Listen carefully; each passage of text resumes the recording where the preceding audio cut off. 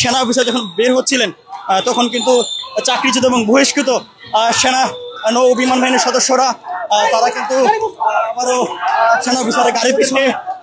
সেনাপ্রধান রাজনীতিতে বড় কিছু ঘটানোর প্রজেক্ট শুরু করে দিয়েছে। শেখ হাসিনার যে পার্সোনাল বাহিনী, ওনারা বন্দুক তাক করছিল ওনার দিকে, ওনার দলও বন্দুক তাক করছিল। তারপরে ওইটা আলাদা ঘরে যায় শেখ রেহানা জয়ের সাথে কথা বইলা জিনিসটা মীমাংসা করছে এবং উনাকে মানে আপাকে রাজি করাইছে। ওনার তো আপা সত্যিকারের আপা তো, তাই না? ওইটাও তো আপনাদেরকে ভাবতে হবে। আমরা তো মানুষ, কিন্তু এই মানুষটি কিন্তু সেদিন ক্ষমতা নেয় নেওয়ার সুযোগ ছিল। তারপরে দেখেন কেন আমি ওনার ওকালতি করতেছি। হ্যাঁ, আজকে ওনার ওকালতি করব। আমি দেখছি ওনাকে বুঝছেন ইমামতি করতে, আমি দেখছি ওনাকে আল্লাহ খোদাকে ডাকতে, উনি কোরআন তেলাওয়াত করেন। ওনার সম্বন্ধে যেটুক জানছি অল পজিটিভ, এবং চোখে যেটা দেখলাম 5 তারিখে সেটাও তো পজিটিভ। রক্তপাত হইতেই তো পারতো, উনি যদি না চাইতো, উনি যদি শেখ হাসিনা উনার আত্মীয়কে সাপোর্ট দিত, পরে কি হইতো না হইতো পরের কথা। এই 1400 জায়গায় 14,000 তো ভাই শহীদ হইতে পারতো না। ওই অঘটনটা তো ঘটে নাই। এই তসলিমা নাসরিনের বন্ধু স্থান আর যাই হোক অন্তত বাংলাদেশে হতে পারে না। আমি স্পষ্ট করে বলতে চাই, এই ফজলুর রহমান তসলিমা নাসরিনের উত্তরসূরি, এই তসলিমা নাসরিনের উত্তরসূরিকে বাংলাদেশ থেকে বিতাড়িত করে বাংলাদেশের স্বাধীন নাগরিকদেরকে নিয়ে স্বাধীন বাংলাদেশ গঠন করতে হবে। না হয় এই বাংলাদেশটা আবার ওই সকল দুষ্ট চক্রের হাতে সীমাবদ্ধ হয়ে দেশটাকে ধ্বংসের দ্বার প্রান্তে নিয়ে যাবে। কেউ যদি জামাত ইসলামী ছাত্র শিবির নিয়ে ষড়যন্ত্র করেন, এটা ভালো করে মনে রাখবেন বাউফল সহ যারা আমার এই বক্তব্য শুনবেন, জামাত ইসলামী ছাত্র শিবির নিয়ে কেউ ষড়যন্ত্র করলে শেখ হাসিনার মতো ঔদ্ধত্যপূর্ণ এক মহিলাকে 5 দিনের মাথায় শুধু পদত্যাগ না দেশ ত্যাগ করতে হয়েছে।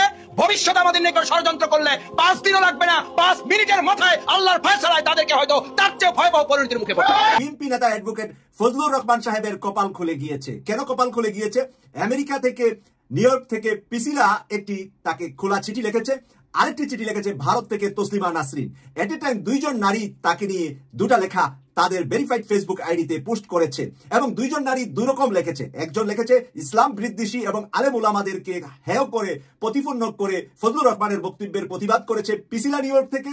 আর ভারত থেকে তসলিমা নাসরিন একমাত্র ফজলুর রহমানই সত্যবাদী, সত্য কথা বলেন, তার নিরাপত্তা এবং তার জন্য ভালো কিছু কামনা করে লিখেছেন তসলিমা নাসরিন।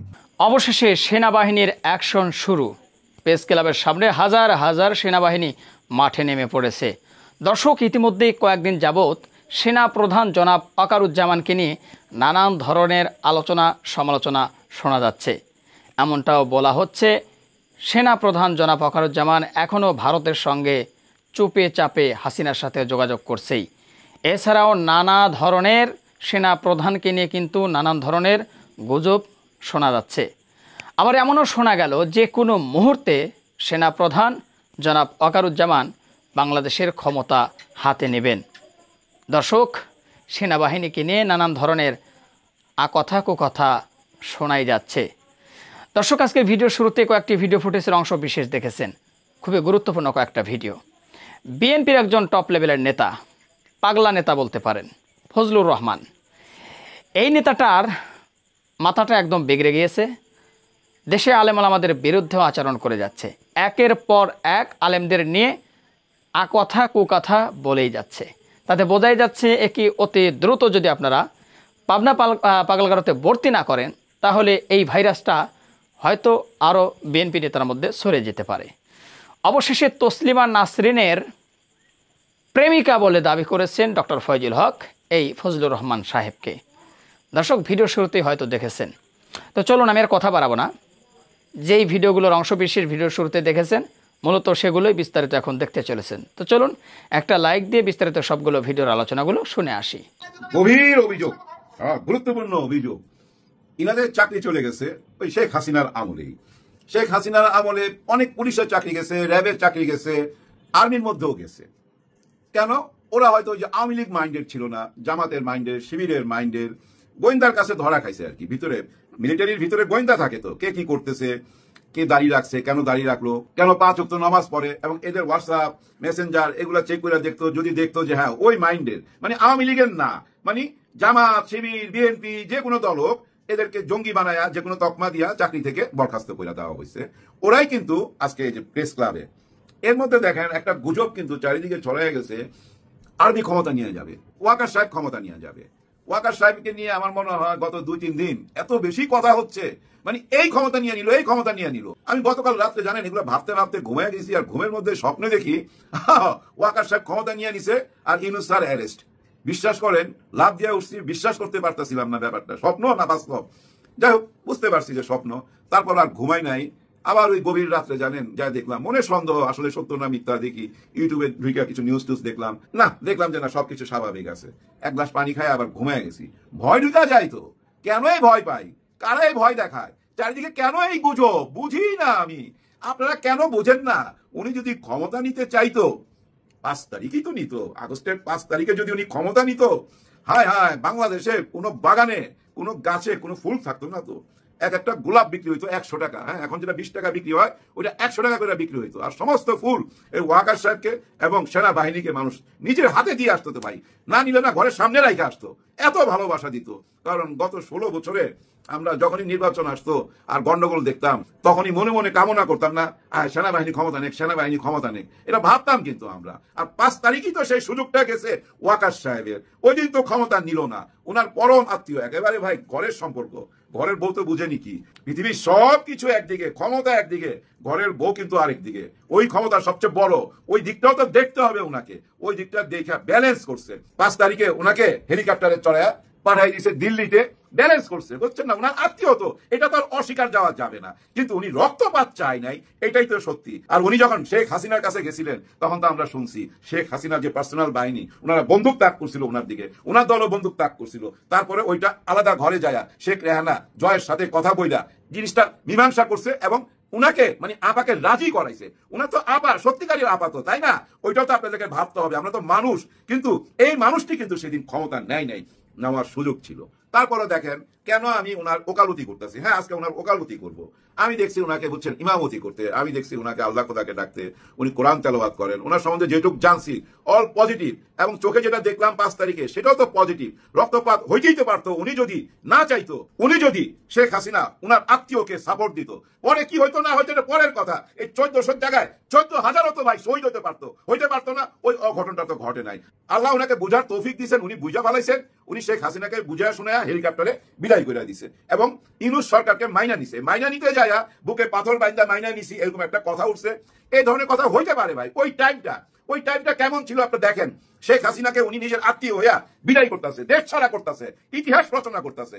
আবার এদিকে দেখেন শেখ হাসিনার একটাই শত্রু, গত 16 বছর শত্রু ওনার অনেক, বিএনপি শত্রু, জামাত শত্রু, শিবির শত্রু, অনেক দল শত্রু, কিন্তু সবচেয়ে বড় শত্রুকে, যাকে পদ্মা সেতু থেকে পানিতে ফালাইতে চাইছিল, উঠাইতে চাইছিল, ডক্টর মোহাম্মদ ইউনূস স্যার, তাই না?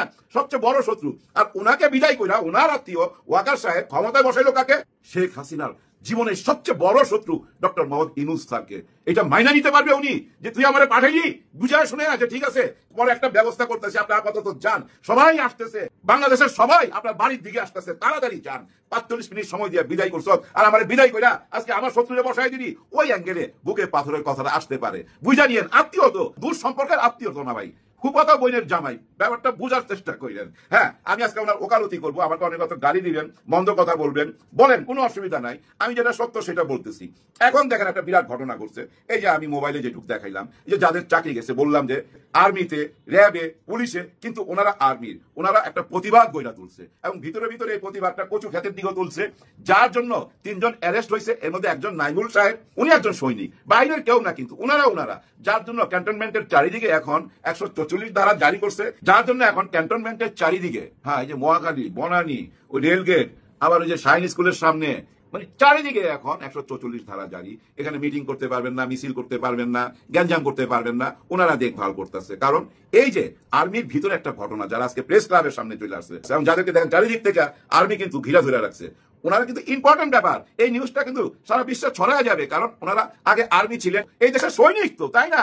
কেন ওনাদের চাকরি গেছে এগুলো তদন্ত করতে হবে, ওনাদের চাকরি ফিরাই দিতে হবে, এই দাবিগুলো ওনারা নিয়ে আসছেন। জনাব ওয়াকারকে আমরা খুব সহজেই সন্দেহ করতে পারতেছি ওই একটাই কারণে, যেহেতু ওই যে পারিবারিক রিলেশনটা, ওই কারণে মানুষ হিসাবে সবকিছু বিচার করতে হবে। এই মুহূর্তে আমাদের সন্দেহ কেন এত জানেন? উনি আওয়ামী লীগকে মানে গুড একটা আওয়ামী লীগ আনতে চায়, এই কথাটা তো ফাঁস হয়েছে, ওনার মনের কথাটা ফাঁস হয়েছে, এটা আমরা বুঝা নিছি। কিন্তু এই চাওয়াটা ওনার খুব বড় অন্যায় কি? আমি কিন্তু ওনার উকিল বলতেছি আপনাদেরকে, খুব বড় অন্যায় কাজ হয়ে গেল না? খুব বড় অন্যায় কাজ হয় নাই। ওনার দূরদৃষ্টি আছে, উনি দূরে দেখতে পায়। কোনো একদিন এই আওয়ামী লীগ তো আসবে, এই আওয়ামী লীগ বহুবার নিষিদ্ধ হয়েছে, আবার তো আসছে, এই আওয়ামী লীগ আসবে, হয়তো নতুন কারো হাত ধরে আসবে, কিন্তু আওয়ামী লীগ আসবে, ওই কথাটা উনি বলতে চাইছেন। আবার দেখেন জাতিসংঘের রিপোর্টে এই যে শেখ হাসিনাকে নিয়ে যে রিপোর্টটা দেওয়া হয়েছে ওর এন্ডে কিন্তু আছে যে আওয়ামী লীগকে নিষিদ্ধ করা যাবে না। তাহলে জাতিসংঘের চাওয়া উনার চাওয়া খুব কাছাকাছি না? এবং আপনারা যদি 2-2 না মিলাইয়া 2-2 করেন পাশাপাশি রাইখা, আপনারা দেখবেন এই আওয়ামী লীগ একদিন আসবে। তার মানে ওনার দূরদৃষ্টি আছে, ওইখান থেকে চাইতে পারে। কিন্তু এমন কিছু ভাবার কি কোনো কারণ আছে যে উনি ক্ষমতা নিয়ে নিবে? কার কাছ থেকে? অন্য কেউ থাকলে আমি বুঝা নিতাম, হ্যাঁ নিতে পারে, কিন্তু একজন সিংহের কাছ থেকে ক্ষমতা নিয়ে নিবে আরেক সিংহ? আরে বাপ রে বাপ, এটা কি সম্ভব? সম্ভব না। আপনারা কেন বুঝেন না? ডক্টর মোহাম্মদ ইউনূস স্যার কে? উনি কে? উনি কি জানেন না? উনি একজন সেনা প্রধান। লেখাপড়া কি উনার কম? বলেন। উনি ওনাকে চিনেন না? ভালো করে জানেন। আর গত 10 মাসে উনি নিজের চোখেই দেখতে পাইতেছে সারা পৃথিবীর মানুষই তো ওনাকে সম্মান করে। এরকম একজন সম্মানীয় মানুষকে উনি অসম্মান করবেন না ক্ষমতা নিয়ে? এটা কি সম্ভব? যে যত কথাই বলেন না কেন, যত নেগেটিভ কথা বলেন, আমি চ্যালেঞ্জ করে বলতে পারি কিছুটা হইলো বুঝি ভাই, উনি কখনই উনার চিন্তার মধ্যেই আনবেন না যে ডক্টর মোহাম্মদ ইউনূস স্যারকে সরাই দিয়া আমি ক্ষমতা নেব। এটা হইতে পারে না। একটা ছোট্ট গল্প বলে শেষ করতেছি, 2 সিংহের গল্প। 2 সিংহের মধ্যে বুঝছেন বিবাদ অনেক দিনের, প্রায় 10-12 বছর হয়ে গেছে। দুজনেরই ছেলে মেয়ে আছে। তো ছোট সিংহ মানে বাচ্চা সিংহ বাবারে জিগায় যে বাবা তুমি তার সাথে কথা বলো না কেন, কি ব্যাপার? সিংহ তখন বলে আমি তো কথা বলবোই না, কিন্তু তোরা কিন্তু ওই বাচ্চার সঙ্গে খেলবি না, মানে ওই সিংহের বাচ্চার সাথে খেলবি না, ওর আশেপাশে আমি দেখতে চাই না, ও আমার জানি দুশ্মন। মানে ওদের একটা বিবাদ হয়েছিল, একটা সিংহীকে নিয়ে, মানে মেয়ে সিংহীকে নিয়ে একটা বিবাদ হয়েছিল অনেক অতীতে। যাই হোক, একদিন ওই সিংহকে মানে ওই দুশ্মন সিংহকে একদল কুকুর ঘিরা ধরে। 20-25টা কুকুর চারিদিক থেকে ঘেঘো ঘেঘো চিৎকার শুরু করে দেয়। মানে ওই সিংহ এখন পড়ছে কুকুরের মুখে। হঠাৎ করে এই সিংহ ঝাঁপায়া পড়ে ওই কুকুরগুলার উপর এবং কুকুরগুলার ছিড়া বিড়া নাস্তা নাবুদ করে যায়। ওই সিংহকে উদ্ধার করে। ওই সিংহ তার পথে চলে যায়, আবার সে ফিরত আসে। তখন বাচ্চাগুলা জিজ্ঞাসা করে যে বাবা আমাদেরকে খেলতে দাও না তার বাচ্চার সঙ্গে, সে তোমার জানি দুশ্মন, আজকে তারা বাঁচাই না কেন? আরে শোন, আমাদের বন্ধুত্ব এত দুর্বল না যে মাঝখানে আইসা কোন কুত্তা ফায়দা লুটা নিয়ে যাবে। ও আমার বন্ধু, ও সিংহ, আমি সিংহ, ব্যাপারটা বুঝা নিয়েন, কোনো কিছুর চিন্তা নাই।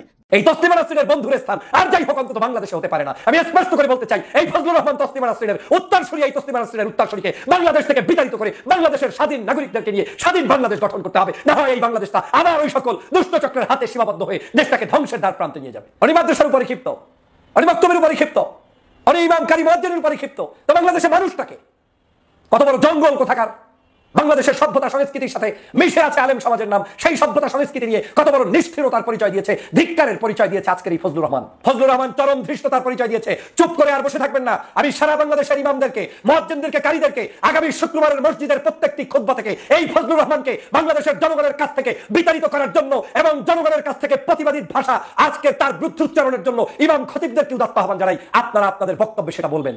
এবং 1 সপ্তাহের মধ্যে এই ফজলুর রহমানকে বাংলাদেশের আলেম সমাজের যেহেতু বিরুদ্ধাচরণ করছে, ক্ষমা না চাইলে বাংলাদেশ থেকে চিরদিনের জন্য তাকে ভিন্ন দেশে তসলিমা নাসরিন যেখানে আছে সেখানে তাকে চলে যেতে হবে। কোনো কম্প্রোমাইজ নাই, ধান্দাবাজির জায়গা পাওয়া। তোমার ওই সকল গুণী না, তোমাদের ওই সকল দেখে রাজনীতি করি না। রাজনীতির একটা ক্লিন অবস্থান থাকতে হবে। শয়তানি করে বাংলাদেশে আর জায়গা পাবা না। বাংলাদেশের মানুষের কাছে একটি সমাজ সম্মানিত, তাদেরকে নিয়ে কি ভাষায় কথা বলে, কি নোংরা স্বভাবের মানুষ। একজন উপস্থাপিকা পাইলেই একেবারে গল গল গল গল করে যা ইচ্ছা তাই বলে ফেলেন। বাহ, নিজের যে কত বড় দুঃসাহস, বলে যে আলেমদের কোনো সন্তান যেন কোনো নারীরা পেটে না নেয়। তোমার মতো দুশ্চরিত্র মানুষদেরকে নাকি পেটে নেবে নাকি? তোমাদের মতো দুষ্ট লোকদেরকে পেটে বসাবে নাকি? এদেশের মা বোনেরা এখন পর্যন্ত ঘরে ঘরে আলেমদেরকে পেটে রেখেছে, তৈরি করেছে, সন্তান হয়েছে বিদায় আজও বাংলাদেশের প্রত্যেকটি জায়গায়, প্রত্যেকটি স্থানে এখনো ভালো মানুষের অবস্থান আছে। তোমরা থাকলে বাংলাদেশটা এতদিনই শেষ হয়ে যেত। তসলিমা নাসরিনের বন্ধু হচ্ছে ফজলুর রহমান সাহেব। এই ফজলুর রহমান বাংলাদেশের আলেম বিদ্বেষী, ধর্মকে কটূক্তিকারী, ইসলামিক সভ্যতা সংস্কৃতির বিরুদ্ধাচরণকারী এবং বর্তমান সময়ের সবচাইতে বাংলাদেশ বিরোধী একজন ব্যক্তি যদি থেকে থাকেন তার নাম এই ফজলুর রহমান। কত বড় দুঃসাহস দেশের মা বোনদেরকে উদ্দেশ্য করে তিনি বলেন যে বাংলাদেশের কোনো মা বোন যাতে আলেমদের কোনো অবস্থায় তাদের কাছ থেকে গর্ভধারণ না করেন এবং আগামী দিনে তাদের কাছ থেকে কোনো সন্তান জন্ম না দেয়। আমি বরং ফজলুর রহমান সাহেবকে বলতে চাই, বাংলাদেশে আপনার মতো সন্তান ধারণ যাতে এই বাংলাদেশের কোনো মা বোনের পেটে না হয়, সেটাই হওয়া উচিত হচ্ছে প্রকৃত অর্থে দাবি। কারণ আপনি বাংলাদেশের মানুষের চিন্তা চেতনা, আদর্শ, সভ্যতার চরম ধিকৃতকারী একজন ব্যক্তি। আপনি এই আদর্শের বিরুদ্ধাচরণকারী একজন ব্যক্তি। বাংলাদেশের মানুষের কাছে আপনি এখন সবচাইতে ঘৃণিত একজন পাত্রে পরিণত হয়েছেন। আপনি এখন তসলিমা নাসরিনের বন্ধুতে রূপান্তরিত হয়েছেন। আপনাকে নিয়ে তসলিমা নাসরিন আনন্দিত, উচ্ছ্বাসিত, আবেগ আপ্লুত ফেসবুকে পোস্ট করে তসলিমা নাসরিন যখন আপনাকে নিয়ে আবেগ ঝাড়ে, তখন বুঝতে হবে বাংলাদেশের একমাত্র বন্ধু হচ্ছে আপনার তসলিমা নাসরিন, আর বাংলাদেশের সমগ্র জনগোষ্ঠী আপনার শত্রুতে রূপান্তরিত হয়েছে।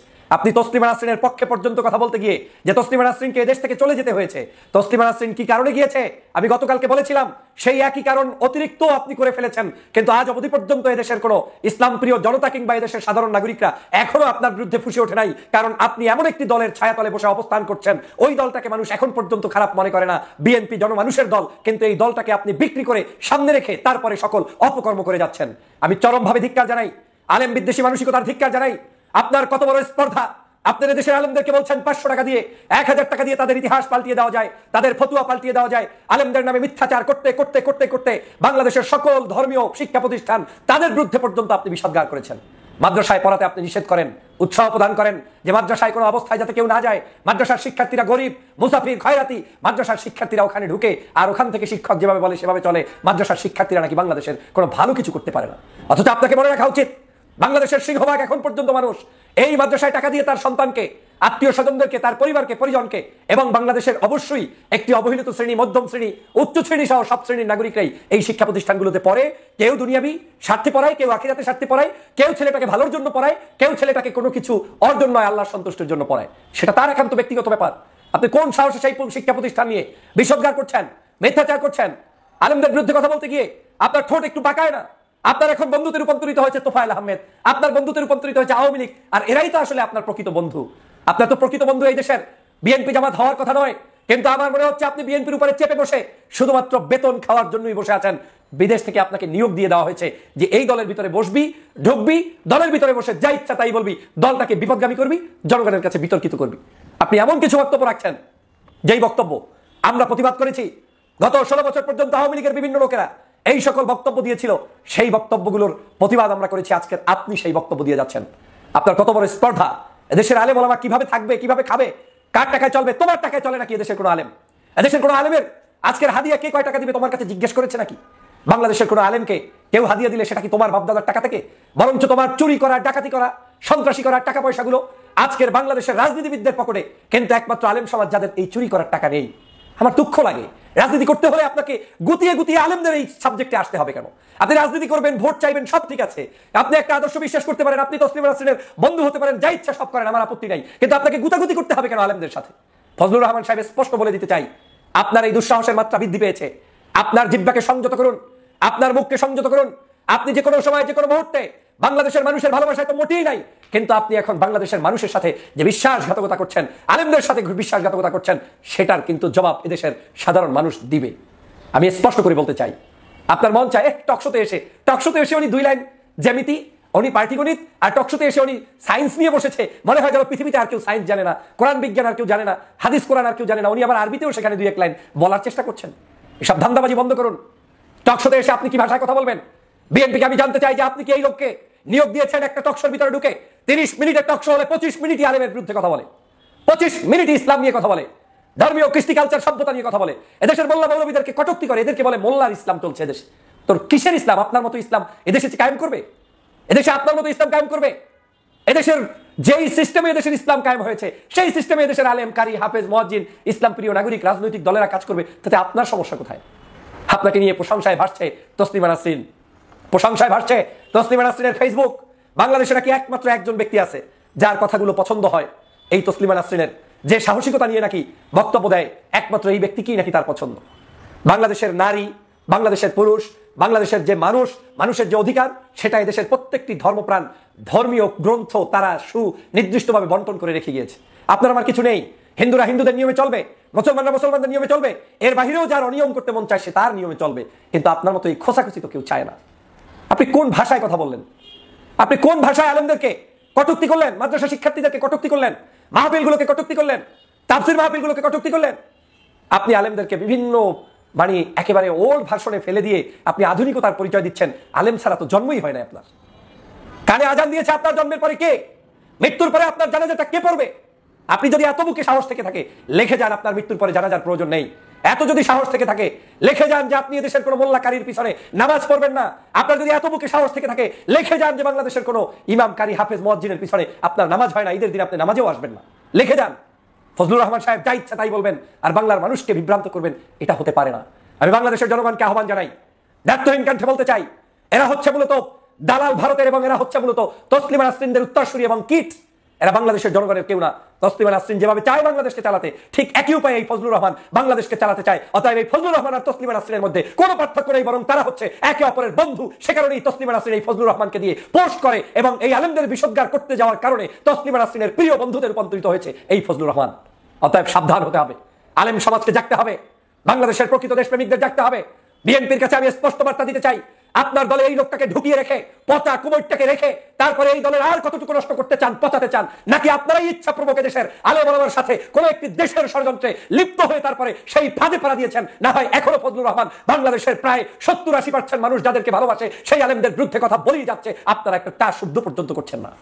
গতকালকে শায়েখ আহমদুল্লাহর একটি ভিডিও দেখেছি, এই বিষয় নিয়ে বিখ্যাত ব্যাখ্যা বিশ্লেষণ দিয়েছেন। নাম উচ্চারণ করা ছাড়া ওই বক্তব্য শুনলে শিক্ষা অর্জন করুন, আলেমদের বিরুদ্ধাচরণ করিয়েন না। অতএব এই ইসলাম এবং এই ধর্ম নিয়ে এবং ধর্মীয় মূল্যবোধ যারা রক্ষা করছে সেই আলেমদেরকে নিয়ে যারা কটূক্তি করবে তাদেরকে অন্তত আমরা কোনো জায়গায় স্থান দিতে পারি না। এ হচ্ছে ষড়যন্ত্রকারী, এ হচ্ছে পরিকল্পনা নিয়ে মাঠে নেমেছে, এ হচ্ছে জানে যে এমপিও হতে পারবে না, লিখে রাখেন ও এমপিও হতে পারবে না, কিন্তু ও নেমেছে এজন্য ও জানে যে এই দেশে দুটো কাজ করতে হবে। এক, বিএনপিকে ধ্বংস করতে হবে। দুই, বাংলাদেশের যেহেতু তিনি এজেন্ট হিসাবে নিয়োগ পেয়েছেন, আওয়ামী লীগের যে কাজগুলো রয়েছে সেই কাজগুলো তাকে দিয়ে চালানো হবে, তাকে দিয়ে চালানো হবে। এটা ভারতের একটি। প্রিয় দর্শক শ্রোতা, আশা করি সবগুলো ভিডিও দেখেছেন এবং বিস্তারিত আলোচনাগুলো আপনারা মনোযোগ সহকারে শুনেছেন। তো অবশ্যই এবার আপনাদের মূল্যবান মতামতটা ভিডিওর কমেন্ট বক্সে জানিয়ে দিন। আর হ্যাঁ, পারলে ভিডিওটি শেয়ার করে সবারই দেখার সুযোগ করে দিন। আর আমাদের এই চ্যানেল নাসির ইসলামিক মিডিয়া সেন্টারে যদি আপনারা নতুন হন, প্রতিনিয়ত এই ধরনের সকল প্রকার নিত্য নতুন আপডেট খবরগুলো পেতে আমাদের এই চ্যানেলটি সাবস্ক্রাইব করে আমাদের সাথে থাকুন। ইতিমধ্যে যারা অলরেডি সাবস্ক্রাইব করে দিয়েছেন সবাইকে অসংখ্য ধন্যবাদ জানিয়ে ভিডিওটি এখানে শেষ করছি। ভালো থাকবে সবাই। আল্লাহ হাফেজ।